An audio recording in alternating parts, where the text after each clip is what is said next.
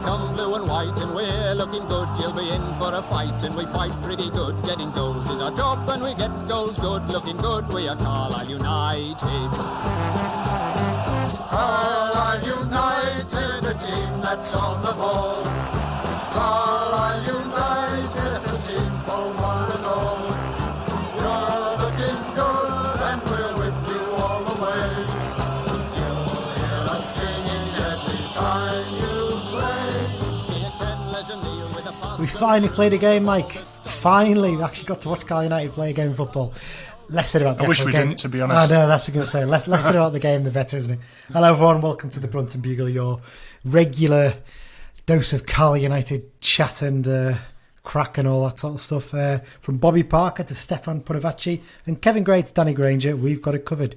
This is episode 37. Today we're going to look back at that game against Harrogate, a narrow 1-0 defeat, and we're also going to preview the tough double-header against promotion-chasing rivals Salford and Tranmere.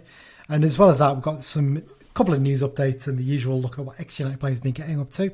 Already mentioned his name there, though. I'm joined as usual by one of my co-hosts, and today it's Mike Booth. Mike, mate, how's it going? Yeah, it's going all right. Obviously disappointed with the other night, but and it's another 2 tough games to sort of try and bounce back from. But yeah, at least we're playing football again. Yeah, that's the most important thing. We've got to get into a rhythm now, really, hasn't it? That's the key thing for the team, at least. Just before we go any further, do you know what the links to 4 players? I'm gonna guess. Are they all on the new flag? Got it in one. I'm quite impressed. I wasn't sure if you'd get that, but there you go. Well done. Yeah, very, very well done there indeed. So yeah, they are all on the Legends flag, which we'll discuss shortly, won't we, Mike? It's one that I think we could have done with Dan actually here to update, because he's the one who knows the most about it. He's been the mastermind, shall we say. But before we actually properly get going on today's episode, you might have remembered a few weeks ago we did a competition, chance to win one of the Walling bubble hats that have been produced by the guys at footballbubbles.com. Fantastic hats, by the way. I've got one myself, been wearing it out when I do my mandatory allowed exercise each day, so it's very, very good at keeping your noggin warm. So we had a chance to win one of those. It was a competition we held. Now, to win to basically enter the competition, you had to answer a very, very simple question, which was basically which club did Carlisle sell Dean Walling to when he left in 1997? The answer was, of course, Lincoln City. There was 44 entries we had to the competition, Mike. Now, one person's going to win the hat plus a special 94-95 pin badge, and 4 other people are going to get the pin badges as runner-up prizes. Now, I found a website that randomly picks winners for competitions, so that, you know, I'm not just randomly picking a name. I think last time we just chose the number from a spreadsheet, but I've managed to find a website that does it now. So I'm going to press the button here now, and we're going to find out who the winner is out of all these entries. Do you want to do a drum roll? The winner is Regan Thompson. Congratulations to Regan. You have won the hat and one of the badges. We'll be in contact with you shortly to sort out getting it sent to you. The 4 runners-up, we'll pick them off air rather than having you sitting here waiting while I pick a name out the competition winner thing. And basically we'll announce them on Twitter and on Facebook. So there you go. So straight on to news then, Mike. Not a massive amount to report here, is there really? It's been a quiet couple of weeks, so the only really bit of news is that the Crawley game's been rearranged, so that means all of United's fixtures that were postponed for the various reasons have now been found slots. Interestingly, this game's going to now take place on Tuesday the 30th of March with a 7pm kickoff. A little bit surprising this, isn't it? Because this is going to go in just before the Good Friday game, which now means United have 4 games in a space of 10 days, which... Yeah. Seems a little bit ridiculous, quite frankly, to me, but there you go. Yeah, it's not ideal, is it, really? No. But it seems that EFLs have some sort of thing where they don't like until the very last minute to put those games in the last weekend, in the last midweek, the season, do they? Yeah. Well, exactly. I mean, there could well be another game, postponed between now and that last week of the season, so they've obviously got to keep that available for as long as possible. Yeah, you think it would be a bit fairer to shift our game to the Saturday and the other game to the Tuesday, but again... You'd think so, but... You've got to get the other clubs to agree with these things, haven't you? So there you go, the Crawley games are being rearranged. It means there's only one midweek left, and that's the last midweek of the season basically now. So, fingers crossed there won't be another game off, but I'm not holding my breath on that one. And then just briefly, we've got a fans flag appeal update. So, as you said before, we could have done with Dan to update on this. So, basically, all the designs have been finalised. So, we're getting 6 flags in total. I think it's 2 long sort of rectangular ones, then 4 square-shaped ones, I think it was, wasn't it? So, the rectangular ones, you've got one that says "Be Just and Fear Not," I think, on it, with the red fox in the middle and sort of blue, sort of white down the middle and blue on the horizontal edges, isn't it? I think. You've got the Legends flag, which I think looks fantastic, I have to say. And I know people have been bickering, saying, "Oh, so and so has been left off," and that. But the thing is, I mean, the way people were listening, you could have just had one which had most of the 74, 75 team on. And although people know the big names in that team, for the younger fans, they're not going to know some of the other players in there, really. And for them, people like, your David Reeves and your Dean Wallings and your Peter Murphys and Danny Livesey's, they're the ones they remember, Michael Bridges, people like that. So I think there's been a good mix. I think Dan's done a really good job actually getting together a list there. And there's a couple of players I would have added on there, but they're not there. That's just the way it is. We learn to deal with it, don't we? So there's that one. There's the Beach Boys one, which I think looks great as well. I know a few people have said, "Oh, well, why are you wasting money on one for the current squad?" I mean, you can't win, can you, Dan? Really, with this? To be fair, but at the same time, I think we only planned to raise about £750, didn't we? And, I think it's £500 was the starting amount, and they've managed to get just over £5,000, which is incredible, really. So it's all a bonus, really. Yeah. So there's a couple of square ones with various logos and things like that on them, so they're going to be fantastic as well. Hopefully it should be in place, I think possibly by the end of this month was the hope. It's the company they've used is the same one I used for my flag that I got last season, and they're brilliant. They got it done really quickly, so I can imagine there's a good chance they'll be in place by the end of this month possibly. So hopefully get to see them soon. So well done, Dan. Well done, everyone who chipped in towards that as well. I know there's a little bit of money left over, and they're discussing potentially what that could be used towards as well. So I think there's a few ideas floating about that. So that should be good. So let's get on to the match review then, Mike. So it's the Harrogate game. Harrogate 1, Carl United 0. Great to finally see the lads back in action, but in the end, a bit of a damp squib, really, wasn't it? United huffed and puffed and never really threatened against a resolute Harrogate side who grabbed their goal from the penalty spot. And to be honest, they only really threatened a couple of times on the break after that, didn't they, really? And, we sort of... It's a weird game in that we had the ball a lot, didn't we? And it's not something we've been used to this season, but we just couldn't break them down. We sort of ran out of ideas a little bit, and we're sort of hoofing the ball forward, weren't we? Yeah, I mean, normally we're the other way around in that sort of, we might have less possession than teams, but we'll break them down a bit. But, I mean, even though we did sort of dominate, certainly more in the second half, they tested Farm and a hell of a lot more than we tested their keeper, didn't they? Yeah, that's the key thing, is that when you look at the stats, we've had more shots in total, but we've only had 2 on target. And they've had 9 shots, but they've had 4 on target. And, I think one in particular, I think Farman came out, didn't he? I think to Aaron Martin and made a really good save at his feet in the second half. Yeah. And I think he tipped one over the bar in the first half as well. But, I mean, that's, including the penalty, that's 3 of your 4 shots on target. Yeah, exactly. Other end, I think Zanzala had one where he sort of directed it towards goal, but he was always stretching to get to it. It really wasn't... It just was a bit of a flat performance for me. And I know Fox Analytics on Facebook has picked out a few things and showed that actually we weren't as below par as you may think in terms of stats, but just watching the performance, it felt a little bit low tempo, which is understandable with the amount of times we've been out. But yeah, I don't know what you thought about it generally. I just felt a little bit disappointed afterwards. Yeah, no, definitely. I was very disappointed. I mean, regardless of, you can say there's a small pitch or whatever, and it was tough conditions. Harrogate are a team that, if you're looking at automatic promotion, you need to be beaten regardless of the sort of the other conditions. I mean, the positives, obviously the goal we conceded, it was a pathetically cheap penalty, so you can say that we haven't been conceding in open play since God knows when. Which is a mild positive to take. Is that a worry, though? We're giving away silly penalties and silly set pieces. It is silly, yeah, but we're not being carved apart and conceding goals in open play like we have done in previous seasons. I mean, this is probably down to the lack of game action, do you think? Maybe it's a case of that players aren't quite sharp, and mentally they're not making the right decisions really in those sort of areas. I mean, it's one of the ones with Anderton. You look at it and you think, yeah, the lad might get a crossing, but there's no need to lunge in like he did, is there, really? No, exactly. I mean, I've been an advocate for a little while now.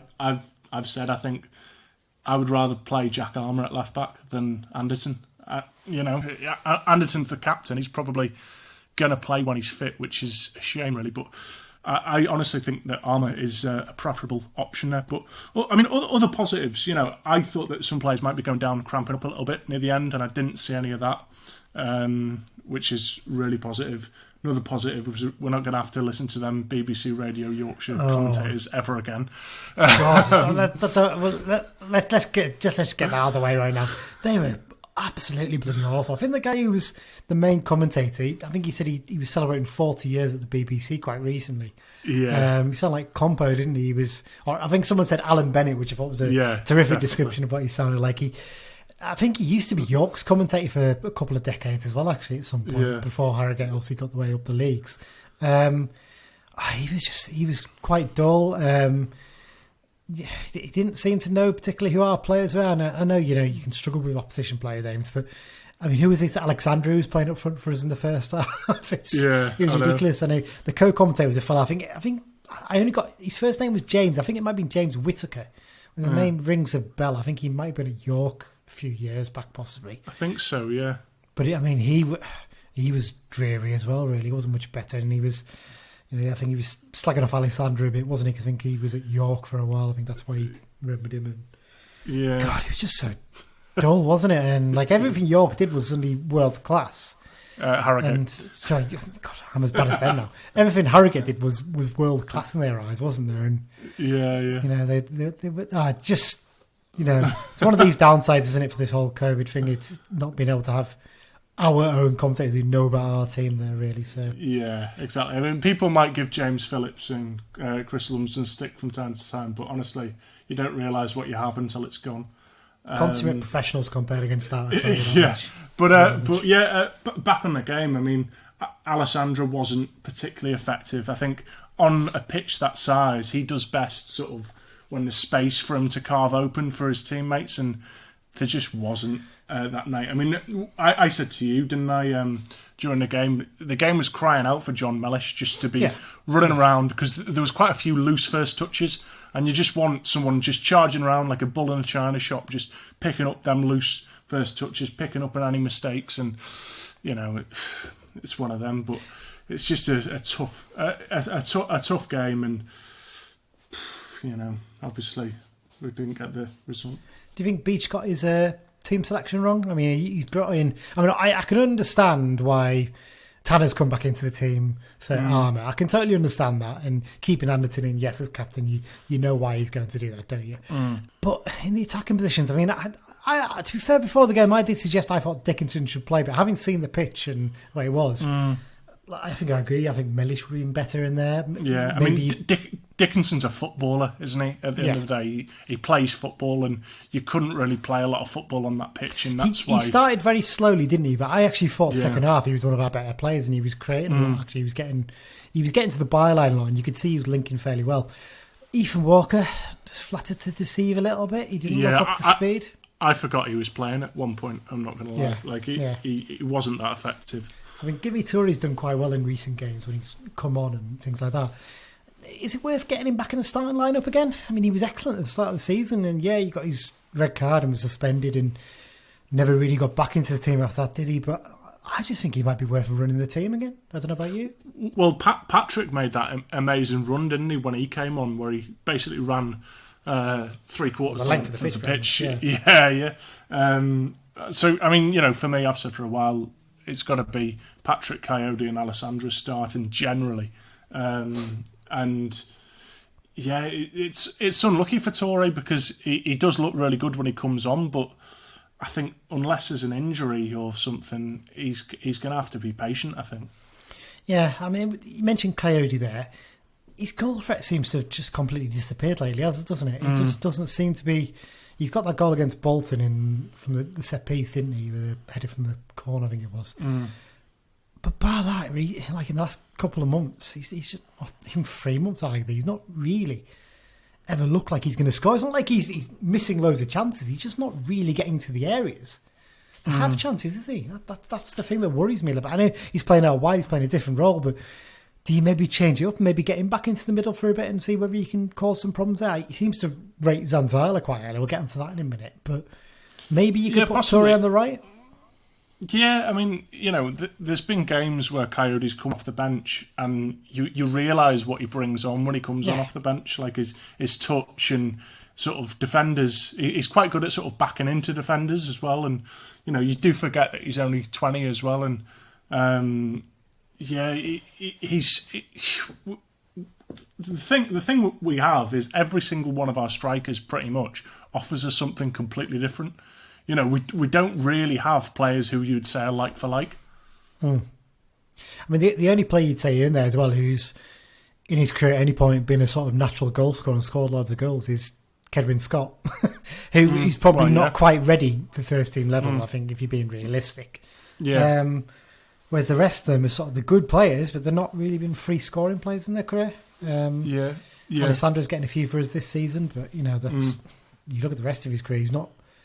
He's not a player who's going to get into double figures regularly, is he? No.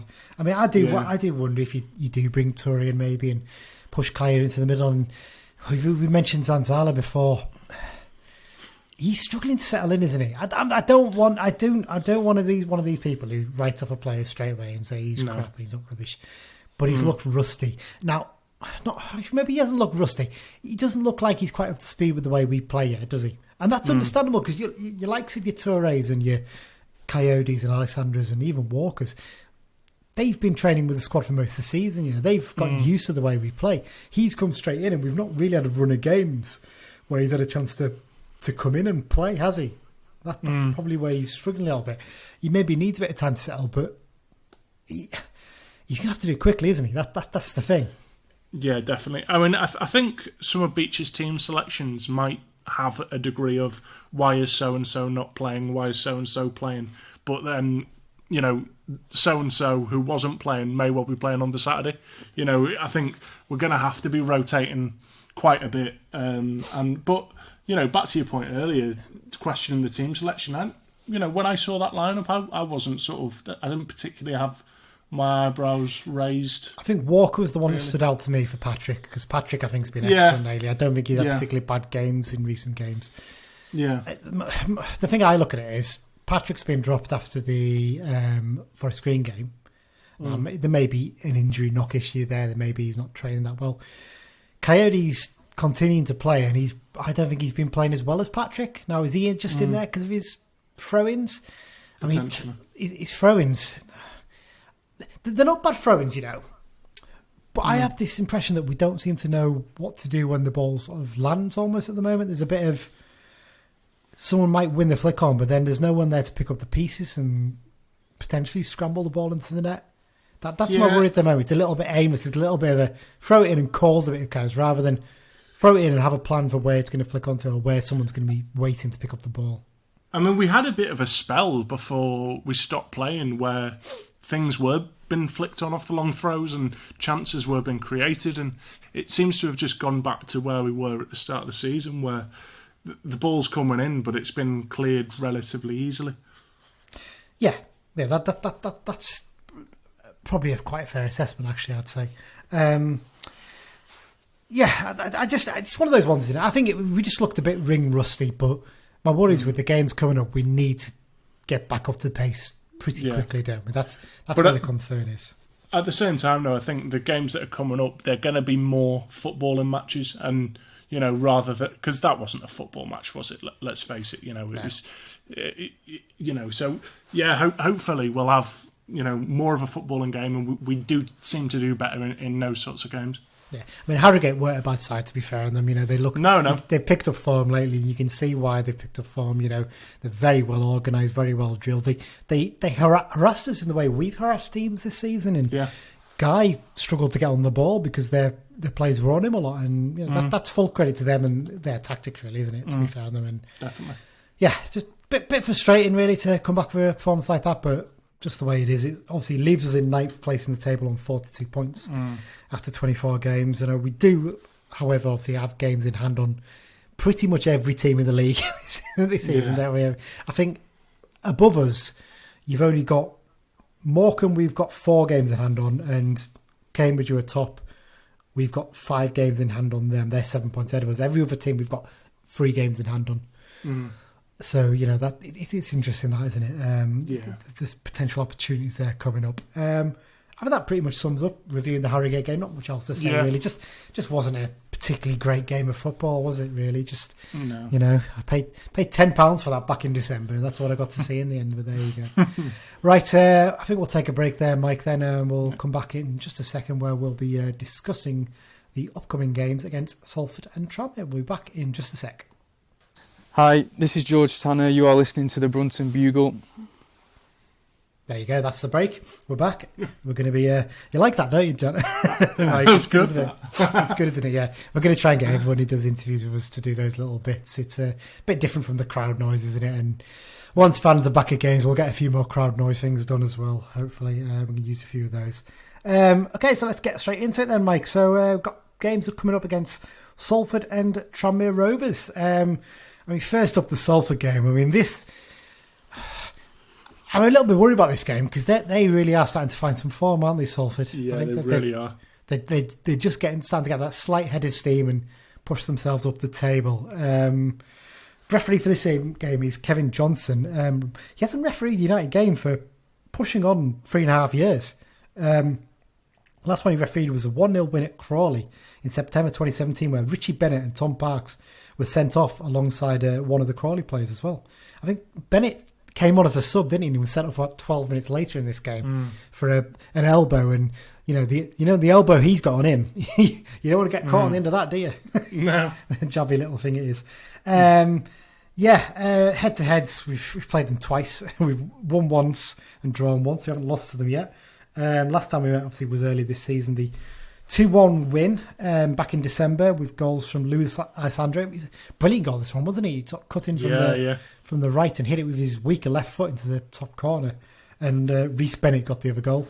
I think it was Deshaun Bernard got the goal for them in this game, possibly, late on in the game. I haven't got a clue. I can't remember exactly who it was, but it was a late goal, wasn't it? And one of the few games that fans were allowed to this season. I went up for this one. I remember really, really enjoyed it, actually. It was just nice to be actually at a game of football. In terms of current form for Salford, they're third in the last 6 games table. Basically the form is 1 drawn, lost, 1 won. So, 3 wins, 2 draws and a loss in the last 6 games. They're currently in 4th place in the table on 44 points, having played 27 games with a goal difference of plus 15. It's going to be tough, isn't it? When you look at those sort of stats and their recent results. The last time out they had a bit of a gimme up against Barrow. They're really struggling, Barrow, aren't they? Yeah. Michael Jolly's just had no impact at all in terms of getting them to the table. They slid down into the bottom 2 in the recent fixtures. So that was a 1-0 win. Prior to that, they beat table toppers Cambridge United 4-1. That was the result that stood out to me, wasn't it? That made you sit up and think, all right, maybe they are starting to find the form that we expected them to at the start of the season. The last defeat came 3 games ago. It was a 2-1 loss in their local derby against Oldham Athletic at Boundary Park, thanks to a 90th minute winner for the Latics. Bit of other news for them. They're due to play in the 2020 Papa John's Trophy final in a few weeks' time. Against Portsmouth, the winner's only going to get to hold the trophy for 1 day, though, aren't they? Because the 2021 final takes place the next day. Utterly ridiculous, isn't it? It's just madness, isn't it? In fact, Tranmere actually are the team that are playing in the 2021 final against Sunderland the next day. Yeah, well, I was, because I pay 0 attention to that competition. I was mind blown that Tranmere were in the southern section. That's like literally the first thought I saw of that today. Well, I'm going to burst your bubble here, Mike. There isn't a southern northern section anymore after the group stages. They completely abandoned it. Last couple of seasons, I think it was, basically. So once you get through the group stage, I think it's just a free draw now. There might be one round where it's regionalised, but I think after that, definitely, it's completely open to everyone now. Hence why there's only 1 game as well now. You don't have 2-legged area final either. Which is sensible-ish, that part of it, but I think the regionalised bit probably should stay, but there you go. like we said there, they're really picking up form. They had a sluggish start to the season. Did you watch the Class of '92 docu, the most recent one, Mike? Because I know the original one was on the BBC, but they've done it on Sky now, I think, basically. I haven't watched it myself, but I know a few people have. Interesting revelation that came from that is that they've got 6 centre-backs on their books who have a combined wage of £17,000 a week. Jesus. And it's astonishing, isn't it? You're basically looking at 3 defenders on £2,500 a week, some of them probably more, some of them a little bit less. I genuinely reckon our defensive midfield put together probably doesn't earn as much as that. Probably not, no. It's just, I mean, that shows the difference, doesn't it, really, what we're competing against this season. And, yeah, you know, people are going to look, plucky Salford or whatever, and, you know, people might look at that and say we should be beating teams like Salford. Well, that's the challenge we're facing right now. It's just the way it is. Richie Wellens obviously took over as manager, I think, last November, wasn't it, from Graham Alexander, who was sacked. Despite them still being in the I think they were just outside the playoffs or near enough the playoffs. They were unbeaten, weren't they, I think? They were unbeaten at that point, yeah. So Wellens took the job. Do you think he's doing a decent job there? I mean, with the quality available, you should be up there and challenging for the automatic, shouldn't you? Yeah, you should be. But you know, you can only sort of beat what's in front of you. And they have been. I mean, that Cambridge game that you touched on was an incredible result, really. I mean, I think we were sort of hoping for a draw, really, as Carlisle fans. But you know, 4-1. I mean, I was having a look at that before, and Ian Henderson scored 2 and set up 2 as well. So he's been absolutely on fire for them, hasn't he, this season? I mean, he's just starting to find a little bit of form, isn't he? He wasn't really getting many goals in the first half of the season. He sort of struggled really to make the best of him. But I think he was Dan's prediction for top goal scorer in the league, I want to say. I don't think he's going to beat Paul Mull into that probably. But No. But he's probably going to be right up there come the end of the campaign, I think, the way it's going. I think I'm the closest, aren't we, James Vaughan at the moment? So yeah, and I'm the one that's furthest away with James Wilson. But James Wilson was a mad one, wasn't it, when you look back at it now? But there you go. Yeah, I mean, I was just looking at the last lineup. I mean, you look at some of the names of the team: Joe Turnbull, Ashley Easton, Paul Coots, Ashley Hunter, Josh Lowe, Ian Henderson, Richie Towell, James Wilson coming off the bench. I mean, Gott, who I think they've got on loan from Leeds, really highly rated at Leeds. He is. And Frelkeld's, he's won promotion with Plymouth before from this division. I mean, even on the bench, you've got Andrade.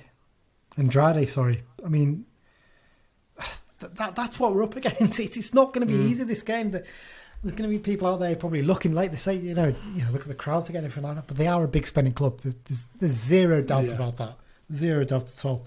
In terms of danger men, I mean, I've picked out here Deshaun Bernard, like I mentioned previously before. He's on loan from Manchester United. Paul Coots and Ian Henderson. I mean, you've touched on already. Ian Henderson's the one who's going to get goals. But Coots, I mean, he's played at Championship level not too recently, hasn't he? I think. Yeah. I remember. But yeah, and also in terms of former players in their squad, Ashley Easton is the club captain there. He's, despite all the big spending, he's still managed to keep himself as a regular starter for them.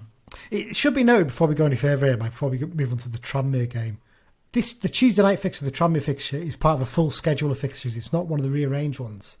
And the week after that is also another one of those games. It's a full schedule. The games in hand don't kick it in until another 2.5 weeks. So that's why it's key to sort of keep ourselves in touch until those games come along, isn't it, really? In terms of that. Do you think these two fixtures potentially going to define what we challenge for this season, whether we're fighting for a playoff place or automatics? Well, I mean, they're certainly going to play a big part, aren't they? I mean, if we lose them, then, Salford and Tranmere will sort of get a little bit of space away from us. So, I mean, right now, I'd bite your arm off for 4 points from them 2 games, to be honest. That's fair enough. That I think we can tell what your prediction is going to be for this one then. Just from guessing from that. Well, let's talk about Tranmere now then quickly. So the referee for this game to take place on Tuesday. It's a 7 o'clock kickoff. The referee is Benjamin Speedy. He last took charge of a United game for the opening game of the season, the 3-1 defeat against Fleetwood in the Papa John's Trophy, a game in which Gimme Toure scored and was also sent off. And that red card was actually rescinded in the end, wasn't it? It was overturned. So it's interesting that he's got this one. It's his first season as an EFL ref, actually. I think he was in the National League last season. Head-to-head wise, it's very tight. Overall, we've won 34. Tranmere have won 35 and 19 games have been draws. And last time we played was last November, the 1-0 win for Tranmere was a narrow win for them. Thanks to it, it was a brilliant strike from Corey Blackett-Taylor, wasn't it? It was a superb little bit of play to one of the few people who's turned Tanner inside out this season, actually, isn't he? And cut inside and put it into the top corner to give Paul Farman no chance. In terms of current form, this is pretty daunting, isn't it? It's basically 1-1, 1-1 loss. They're first in the last 6 games form table. Yeah. They were sort of languishing in the bottom half, but they're currently now in 6th place on 44 points, having played 27 games with a goal difference of +3. That itself, we worry about the Salford game, but that is fairly daunting, isn't it? And the sort of form they're in. The positive to take from it, though, is the last game was a defeat, and they lost to Stevenage, who were down near the bottom. And Stevenage aren't the easiest team to beat. Obviously, we beat them 4-0, but they've got a good, strong defence, Stevenage, and they showed that with the clean sheet they kept against Tranmere. Prior to that run, actually, they drew 0-0 against Stevenage. So, they've not found it easy against them this season. The 5th game of the winning streak was actually, the last time they won was a 3-1 defeat of Port Vale. In terms of stuff we've other news involving them, previously mentioned, obviously they've made it to the 2021 Papa John's Trophy final. They'll play Sunderland in that. They beat League One side Oxford in the semi-final, and they actually beat League One side Peterborough in the quarter-final. So they've got good pedigree against teams in the high divisions this season. Other bit of news for them is that striker Morgan Ferrier very recently left the club to join Israeli side Maccabi Petah Tikva. I think I've pronounced that right. I hope I have anyway. I think this one, arguably, is probably going to be tougher than the Salford game. I think with the form they've had, definitely the way they've picked up this season. Mentioned there, they've had a dreadful start to the season, but they've got a great run of form prior to that Stevenage game. You wonder if they've had a bit of a hangover, don't you, from last season? That they felt quite aggrieved, didn't they? They felt like a bit of an injustice was done on them with the points per game relegating them in League One, didn't they? I think they were relegated by something insane, like 0.08 points per game. It was something like that. Yeah, it was very small margin. But, when you look at their attack, they've got a hell of a lot of strength and depth there, haven't they? You look at it. Definitely. James Vaughan's been absolutely banging him in it, hasn't he? Yeah, he has. I think he was your prediction for the top scorer, wasn't he? He was indeed, as I mentioned just before. He was my prediction for top scorer. He's a bit of a gobby lad, isn't he? I think we saw that in the game against Surrey. He schooled a couple of our less experienced players. They've got to be a bit more switched on. I think he likes to mouth off. He likes to throw himself down and win free kicks when he can. He's clever like that. We need to be a bit more alert to that. But even you look at who did they sign on transfer deadline day? David Nugent from Preston. He's 35 now, but he's still a quality player. And even alongside him, you've got Kane Woolery. You've got I think Kieran Morris is a decent player for them as well. Blackett-Taylor we've already mentioned. Danny Lloyd, his play was brilliant at Peterborough for a few seasons. I don't think he's so much an attacker these days, but Otis Khan's a decent player we were after in the past. And I think Ali Crawford they've got from Bolton, he's going to be a decent player too. So, they've got a squad that really underperformed at the start of the season, but in Keith Hill they've brought in a manager who's really turned them around, hasn't he? Yeah, definitely. I think it's going to be very combative in the middle as well with Jay Spearing, who you didn't mention. He's a little sort of terrier in the middle. I think John Mellish versus him could be an interesting battle. I think Mellish is certainly a lot bigger than him, but Spearing sort of he's good. He's one of them players that can make an absolutely crunching tackle that wins the ball as well. Yeah, he doesn't put in bad tackles in terms of going into injury play. He just goes in hard and knowing he's going to win the ball. He's really, really good at that, to be fair. He's always been pretty good at that. Even you look at the defence in terms of centre backs, Mark Ellis, ex-Blues player, just can't get into their side at the moment. No. And you look at their main centre back pairing is usually Peter Clark, who's been around the block. He's 39 now, and Manny Monta. That's an impressive centre back pairing. From any team at this level, isn't it? In terms of physicality, especially, you do wonder maybe if it is a kind of game where you do want to have Lewis Alessandro playing in this one because he's a bit more tricky and he's not as physical, but he'll hold the ball up and he'll play those tricky little balls. And one thing you say for Clark, he's not got pace, and that we maybe want some players alongside him who are going to run off him and pick up the ball possibly. This one's going to be a very tough test. I know I keep saying it. I feel like I'm repeating myself, but like I said, when you look at their last lineup as well, like I said, you've got your Montes and your Peter Clarks in there. Well, Mark Ellis hasn't even been making the bench, so I don't know if he's injured or something. But... I think he was injured for a long time, but I think he's fit again now, but he just can't make the bench. That's the way it is. And it'll be a tough test. A tough test, this one. In terms of United team news, then, so Danny Devine's probably still out till the end of this month at the very least. I think they reckon maybe another couple of weeks after that as well, possibly. Morgan Feeney's obviously out with his broken foot. Jamie Armstrong, his broken ankle. Pleasing, wasn't it, to see George Tanner return to action against Harrogate? That was a real big boost, and getting through a full 90 minutes especially was the key to that. If he'd... Well, I was just going to say, he didn't look like he'd been out for ages either, whereas some of our other players who haven't been injured did look like they've been out for a little while. So. Yeah, they struggled a little bit. It was interesting, Dean Furman didn't feature on the bench against Harrogate, did he? I wonder if that was a tactical decision or was an injury, possibly. You look at our benches lately, we've had a lot of attacking talent on there, and sometimes it's a little bit, a little bit too much almost. You don't know who to pick, maybe. That's a concern, possibly. I don't know. Well, speaking of the bench against Harrogate, I was going to say, because it was weird, because we didn't have a homegrown young player on the bench, did we? No, we didn't. But apparently this rule now is that they have to be in the squad, registered in the 22-man squad or whatever it is. And to me, that's a bit of a cop-out from the EFL, really. Yeah, definitely. I mean, the thing is, it doesn't even help clubs like Harrogate or Barrow who don't have youth setups because they still haven't got players registered in the squad who develop. That's just the way it is. So, yeah, quite frustrating for them, I suppose. I mean, you do wonder if Barrow could just find a player who maybe played with their reserves for a couple of years and they can put him on the bench and or not even on the bench, just naming the squad on a few £100 a week, and at least then they can name a player in the squad. But there you go. Okay, Mike, then predictions for these two. Let's start with the Salford game. Now, I'm going to go for that we'll beat Salford 1-0, courtesy of Lewis Alessandri yet again. And I think Tranmere, I'll go for a 1-1 draw. I'll be happy with that. And I'll go for Patrick against Tranmere. Okay. Well, I had a long think about this because you may remember that me and Dan predicted a 5-0 win over Harrogate. I think we got a bit giddy because it was the first time there's been a game in a while. And we look a bit stupid after a pretty damp squib in a 1-0 defeat. I was very close to predicting a defeat for this game against Salford. I just have this feeling. I just think we're struggling to find our feet a little bit. But I think with the loss against Harrogate, I think it might have woken a few players up to think, right, we need to get our acts together here. So I'm actually going to go for a 1-1 draw for this one. I think we'll battle to get a result, and yeah, that's the way I'm thinking with that one. In terms of goal scorers, I'm going to go Callum Guy. I think Callum Guy is going to get his first goal. You say this every week. I know I do, but he'll get one eventually. I usually include him when we're like winning, when I'm going for a 3-0 win or something.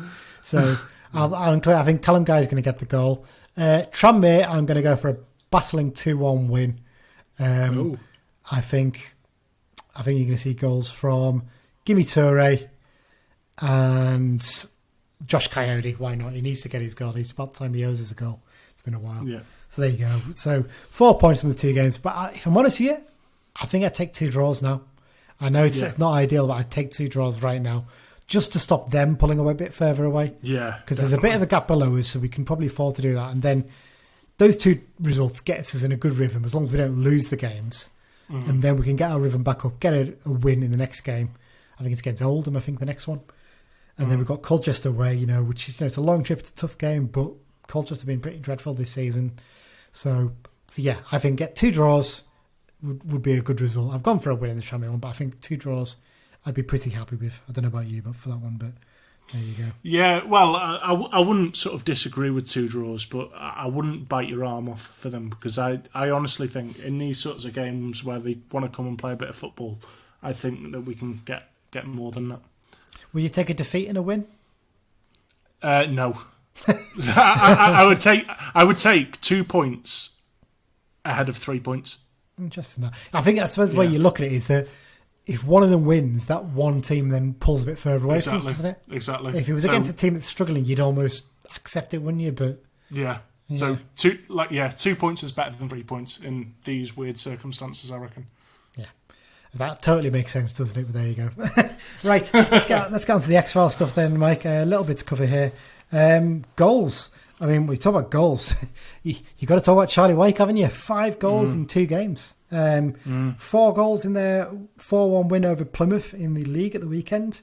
And then he got another goal in the Papa John's Trophy as they drew 1-1 with Lincoln and then won on penalties to get to the final.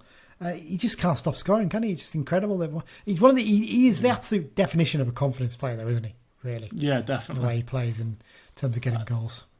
But I saw something as well, I think, all season. So he's got, 22 now for the season. Do you know how many assists he's got? 3, maybe. 1. There you go. So, he's just getting them into it. Well, just scoring. Well, the most incredible thing was these goals against Plymouth in that game where he scored 4 goals. All 4 were assisted by Aidan McGeady. Yeah, exactly. I mean, to be honest, with a player like Aidan McGeady at that level, supplying you crosses, I mean, Charlie Wyke should be scoring for fun, really, shouldn't he? Realistically, there you go. In terms of the other goals, Carl Dempsey scored for Gillingham in their 3-2 win over Charlton. Did you see this goal? It was a lovely strike. He gets into the area on the right side, beats a defender, and he smashes it into the roof of the net past the keeper. Really, really good strike. He really seems to be coming into his own at Gillingham now. Because at the time when they were with us, I would have said he was streets ahead of Brad Potts at the time, and he was younger than Brad Potts. And Brad Potts is a solid Championship player now. And Dempsey, although he played a few games in the Championship for Huddersfield, didn't he? He hasn't really kicked on from that. No, he was a bit unlucky at Huddersfield. I think a new manager came in and just didn't fancy him, didn't he? And he went out to Fleetwood. He sort of had to rebuild his career a little bit, hasn't he, I suppose, in that sense. But I mean, it's mad to think he's only, still 25 now, I think. So still got plenty of time to play at the highest level.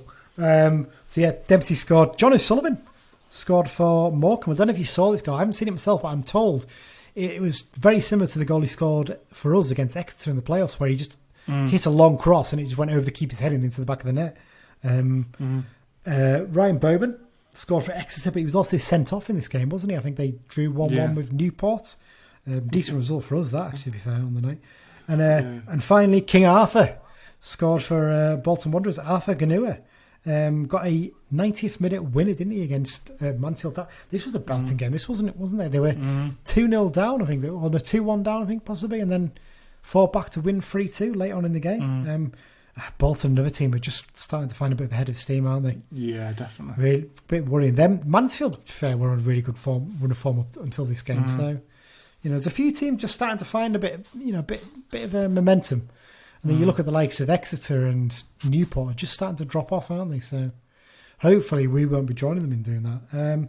Only other bit of X-Files news is a bit of a sort of management news in terms of Paul Simpson. He's just taken over as the caretaker boss at Bristol City after Dean Holden was sacked. He was part of the coaching team there, wasn't he? I think he joined at the start of the season. I think it's Holden's first job as manager. But It's weird how when he was here, we had Dennis Booth was his sort of like old head of an assistant manager, and now Simpson was the old head assistant manager.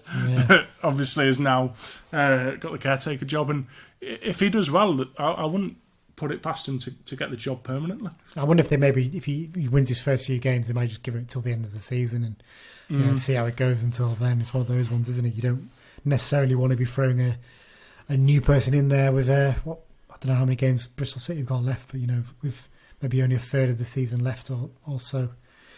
But there you go. I think that's it, Mike. I don't think we've got anything else to cover today, have we? I think that just about sums it up. Thanks once again for joining me. Not really anything to update in terms of the specials. We'll probably get another one recorded in the next couple of weeks. Going to hopefully try and line up an interview with a former player soon. We might do some historical ones as well. If you've got any comments or feedback or anything you'd like to discuss, as usual, you can contact us on Twitter at Brunton Bugle, by email to bruntonbugle@gmail.com.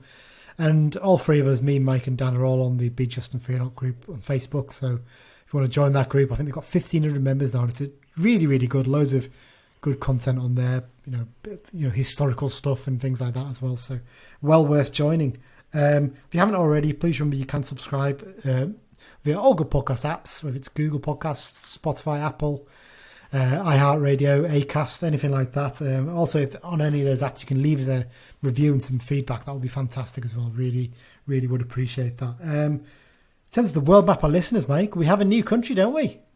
Yeah. Russia. I'm so glad about this one because when I go into the analytics, right, there's a big map, okay, right? And when people listening countries, they highlighted a colour. So United Kingdom's gold because there's so many people listening. The other ones are sort of lighter shades and things like that. And Russia's this big lang mass on there, and I'm always like, I just wish someone in Russia would listen. Just really help us. And there you go.